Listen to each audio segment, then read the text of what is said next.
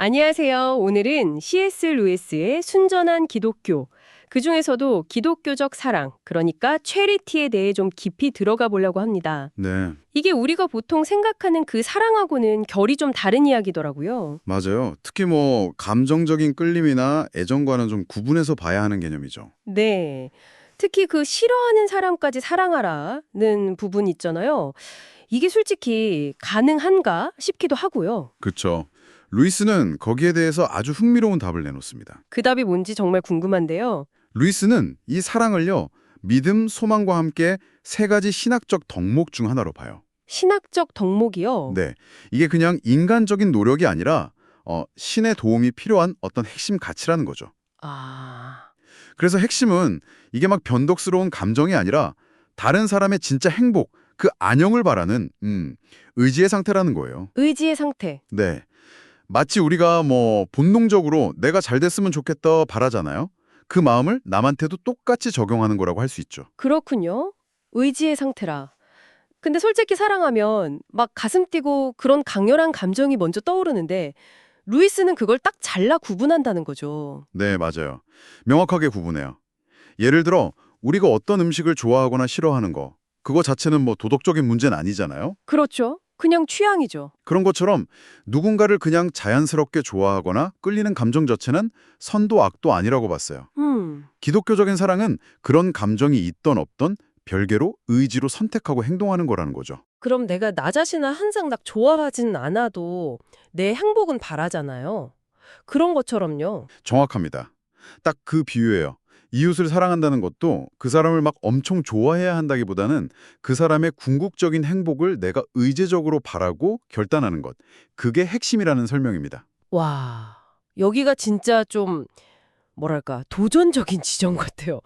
아니 그럼 우리가 좋아하지 않는 사람, 심지어 진짜 싫어하는 사람을 어떻게 사랑하라는 걸까요? 그냥 의지만으로요? 루이스의 조언이 여기서 나오는데 이게 참 놀랍도록 단순해요. 네. 그냥 그를 사랑한다 치고 행동하십시오. 네. 사랑하는 척하라고요? 네, 바로 그 행동이 루이스가 말하는 위대한 비밀을 드러낸다는 거예요. 위대한 비밀이요? 네, 어떤 사람을 내게 사랑하는 것처럼 행동하다 보면요. 신기하게도 실제로 그 사람을 진짜로 사랑하게 되거나 아니면 적어도 덜 미워하게 된다는 거죠. 행동이 감정을 바꾼다 이런 건가요? 근데 그게 좀 위선처럼 느껴질 수도 있을 것 같은데요? 마음은 아닌데 겉으로만? 아, 중요한 지적이에요. 루이스도 그 점을 분명히 해요. 그냥 남들한테 잘 보이려고 하거나 나중에 보답받으려고 하는 그런 행동은 효과가 없다고 선을 딱 그어요. 아, 동기가 중요하군요. 그렇죠. 순수하게 정말로 저 사람 잘 됐으면 좋겠다 하는 마음으로 행동할 때 진짜 변화가 시작된다는 거죠. 반대의 경우도 있겠네요. 네, 오히려 미워하는 마음으로 계속 상처를 주면 점점 더 깊이 미워하게 되는 악순환도 지적해요. 그 예를 든 게 2차 대전 때 독일인들이 유대인을 학대하면서 점점 더 미워하게 된 그런 사례를 들기도 하고요. 그렇군요.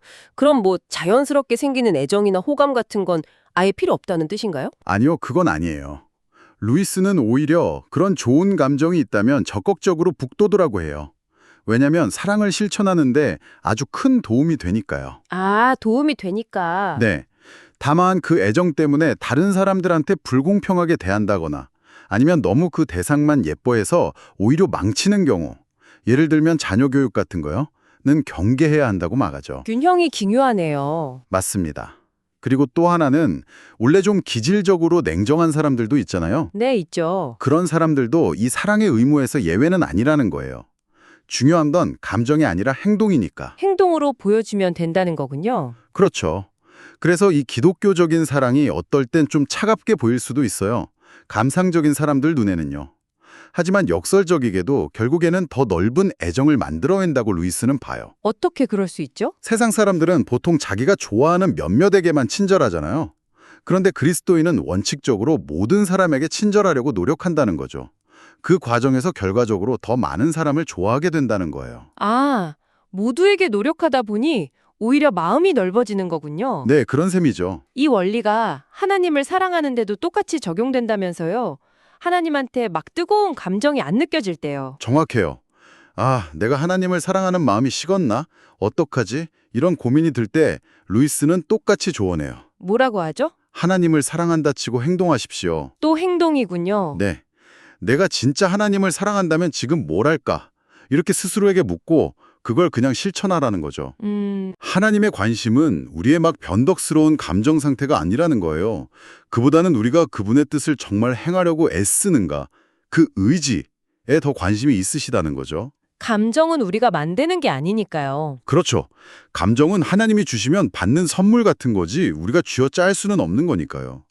그리고 더 중요한 사실은 우리 감정은 맨날 변해도 우리를 향한 하나님의 사랑은 절대 변하지 않는다는 거예요. 아, 그 사랑은 우리를 고치기 위해서라면 어떤 대가라도 치르시고 절대 포기하지 않으신다는 거죠. 결국 이 모든 이야기가 우리 삶에 주는 메시지는 뭘까요? 오늘 하루 이런 작은 삶들이랑 어떻게 연결될까요? 루이스가 여기서 복리 이야기를 해요.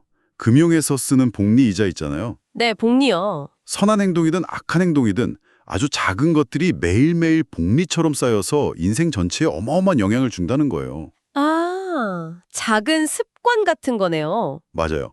오늘 내가 그냥 무심코 한 작은 친절 하나가 나중에 생각지도 못한 큰 힘이 될 수도 있고, 반대로 에이, 이 정도 유혹은 괜찮겠지 하고 넘어간 작은 거 하나가 나중에 큰 실패의 씨앗이 될 수도 있다는 거죠. 매일의 선택이 쌓여서 나를 만든다는 거군요. 네, 바로 그겁니다. 매일의 그 아주 작은 결정들이 모여서 결국 우리 자신이라는 존재를 만들어간다는 깊은 통찰인 거죠. 정리를 좀 해보자면 C.S. 루이스가 말하는 기독교적 사랑은 우리가 흔히 아는 그런 감정적인 사랑을 넘어선 어떤 의지에 기반한 행동이군요. 네, 능동적인 행동이죠. 그리고 정말 놀라운 건 그 행동이 거꾸로 우리의 감정, 내면까지도 변화시킬 수 있다는 그런 통찰을 주는 것 같아요. 맞습니다. 바로 그 능동적인 사랑의 실천 또는 반대로 악한 행동들이 복리처럼 차곡차곡 쌓여서 결국 당신이라는 사람, 당신의 삶을 만들어간다는 게 루이스의 핵심 메시지입니다. 네. 자, 이 이야기를 들으신 청취자분들께 마지막으로 한번 여쭤보고 싶어요. 오늘 하루 여러분이 좋아하는 마음과는 상관없이 그냥 순수하게 사랑하기로 결정하고 해볼 수 있는 아주 작은 행동 하나는 무엇일까요? 작은 행동이요? 네. 그리고 그 작은 행동 하나가 앞으로 여러분 삶에 어떤 나비 효과를 가져올 수 있을지 한번 잠시 생각해 보시는 건 어떨까 싶습니다.